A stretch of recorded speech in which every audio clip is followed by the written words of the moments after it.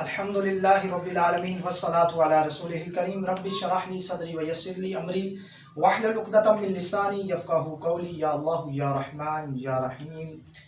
اللہ جل شانہ سے امید کرتا ہوں کہ تمام طلباء کرام خیر و عافیت کے ساتھ ہوں گے۔ پچھلی کلاس میں ہم نے فاعل اور مفعول کا اعراب پڑھا کہ فاعل جب واحد ہو تو اس کا اعراب کیا ہوتا ہے، مفعول جب واحد ہو تو اس کا اعراب کیا ہوتا ہے۔ تو آئیے چلتے ہیں، آج پڑھتے ہیں مرکب کی اقسام کو۔ اس سے پہلے ہم مرکب کی اقسام پڑھیں، شروع سے لے کر آخر تک سرسری نظر سے سبق کو دہرا لیتے ہیں۔ سب سے پہلے لفظ کی کتنی قسمیں تھیں؟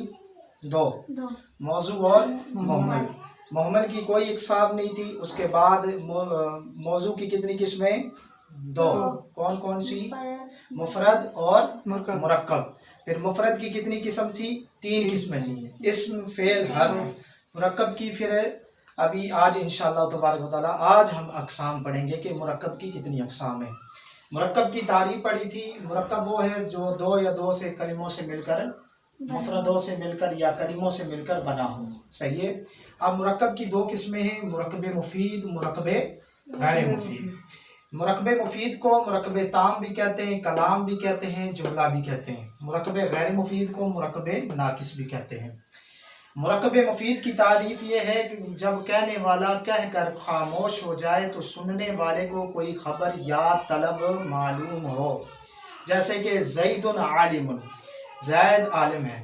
دیکھیے نا، جب کسی نے سنا کہ زید عالم ہے تو سننے والے کو خبر معلوم ہوئی کہ زید کیا ہے؟ عالم ہے، صحیح ہے۔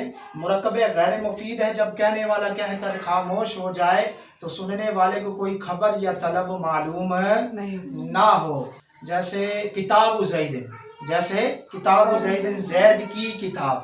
اب ہم نے بولا زید کی کتاب، اس میں کوئی خبر یا طلب معلوم نہیں ہو رہی کہ زید کی کتاب ہے۔ زید کی کتاب کو کیا ہے؟ جب ہم نے یہ لفظ بولا زید کی کتاب تو خبر، سننے والے کو بھی خبر معلوم نہیں ہوئی، یعنی کوئی پوری خبر معلوم نہیں ہوئی، پوری بات معلوم نہیں ہوئی۔ زید کی کتاب جب ہم نے یہ لفظ بولا تو سننے والا یہ سوچے گا شاید زید کی کتاب گم ہو گئی ہے یا زید کی کتاب فلاں جگہ پر پڑی ہوئی ہے، یعنی پوری طریقے سے وہ جملہ سمجھ میں نہیں آتا، جبکہ مرکب مفید میں پوری طرح سے جملہ سمجھ میں آ جاتا ہے، یعنی سننے والے کو خبر یا طلب معلوم ہوتی ہے۔ جیسے زید عالم، جب ہم نے بولا کہ زید عالم ہے تو سننے والے کو یہ پتا چلا کہ زید کیا ہے؟ عالم ہے۔ اچھا جی، انشاءاللہ تبارک و تعالیٰ مرکب غیر مفید کی بعد میں اقسام پڑھیں گے، پہلے پڑھتے ہیں مرکب مفید کی اقسام۔ مرکب مفید کو اور کیا کہتے ہیں؟ مرکب تام بھی کہتے ہیں، کلام بھی کہتے ہیں، جملہ بھی کہتے ہیں۔ آپ کہہ لیجئے مرکب مفید کی دو قسمیں، آپ کہہ لیجئے مرکب تام کی، کلام کی، جملہ کی دو قسمیں، ایک ہی نام ہے، صحیح ہے۔ مرکب مفید کی کتنی قسمیں ہیں؟ دو، جملہ خبریہ، جملہ انشائیہ۔ کیا کون کون سا؟ جملہ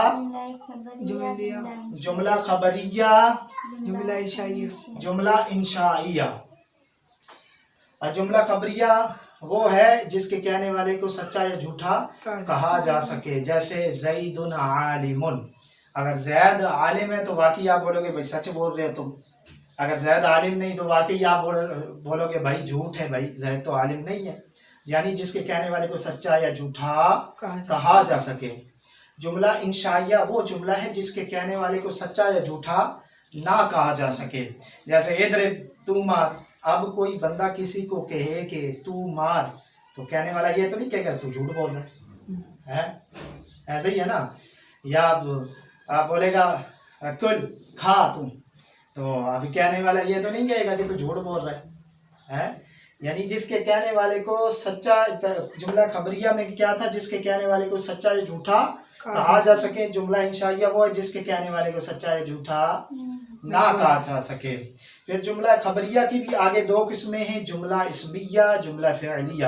پھر آگے جملہ انشائیہ کی 10 قسمیں، امر، نہیں، استفہام، تمنی، ترجی، عقود، ندا، عرض، قسم، تعجب، یہ انشاءاللہ تبارک و تعالیٰ اگلی کلاس میں پڑھیں گے۔ اور مرکب غیر مفید، مرکب ناقص کی بھی نحمیر کے مطابق 3 قسمیں ہیں، مگر اور کتب میں اس کی 5 اقسام لکھی ہے، وہ بھی انشاءاللہ تبارک و تعالیٰ میں آپ کو اگلی کلاس میں بتاؤں گا۔ فی الحال جو ہے آپ اس کو یاد کر لیجئے. انشاءاللہ تبارک و تعالیٰ جیسے آپ آگے بڑھیں گے تو آپ کے علم میں اور اضافہ ہوگا. یہ کچھ ابتدائی باتیں ہیں، ان کو رٹ لینا ضروری ہے اور ان کو سمجھ لینا ضروری ہے تاکہ آپ آگے گرامر جو ہے بآسانی سے سیکھ سکیں. امید کرتا ہوں کہ آپ لوگ کو میری کلاس سمجھ میں آ گئی ہوگی. اگلی کلاس تک مجھے اجازت دیجیے. السلام علیکم ورحمۃ اللہ وبرکاتہ.